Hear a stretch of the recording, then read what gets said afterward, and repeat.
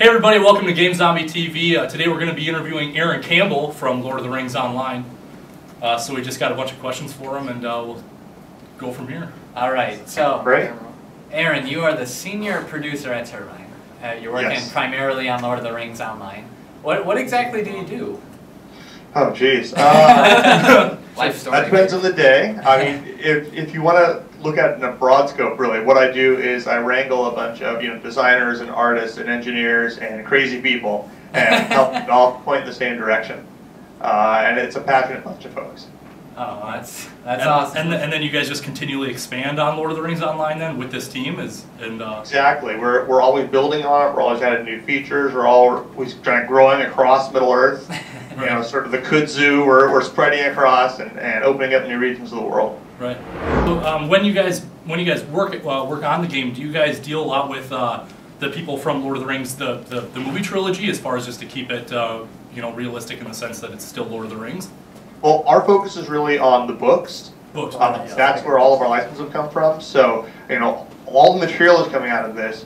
We work with Tolkien Enterprises, certainly, but it's all coming directly out of Tolkien's works. We're using, the text directly. We're using the appendices. We're using the stories, and we're able to pull a lot of detail out of that and really grow the world that way. Do you ever have to take any liberties in the story for the sake of making an MMO, or is just... Well, I mean, there's certainly gameplay as a consideration, but I'd say fundamentally we're always looking to stay really consistently true to the spirit of Tolkien.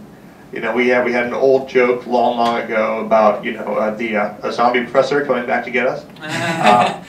The reality is that this is something that many thousands, if not hundreds of thousands or millions of people love across the world. So we don't want to be the ones that screw it up, right? We want to do right by it.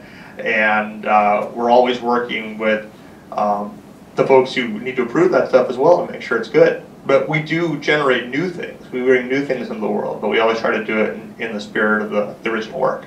Of course, you gotta keep people interested. Now, how did this idea come to you? Was it something you thought of originally, or had an idea of, or what kind of inspired you to take it off? Well, it's Lord of the Rings, first of all, right? It needs iconic, works of fantasy. For myself, I came onto the project, I think it was 5 years in already, right? And it had been Middle Earth Online for a while, and then it was reborn as Lord of the Rings Online. And so I came on in about 2006, as we had built a lot of this. But I think the idea for that, dates back, I'm sure, to the birth of these multiplayer games, right? People have always wanted to live in Middle Earth. People have always wanted to kind of go there and experience it. So we tried to build something that was simultaneously the world of Middle Earth and a really fun game you could play. How many people at any given moment are kind of behind the scenes working on this game on a daily basis? That's something I always wanted to know.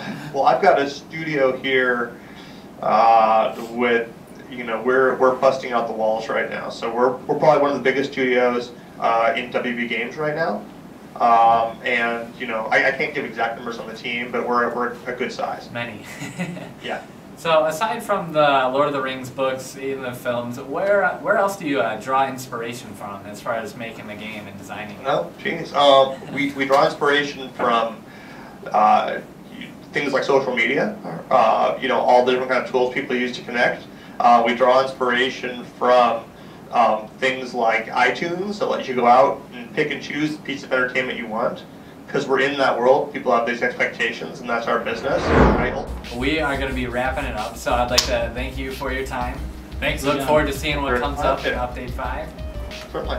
This has been Couch. Thanks for sticking in. Thank you to Aaron Campbell. Have a good one, everyone. Take care. All right, thank you. Have a good night, sir.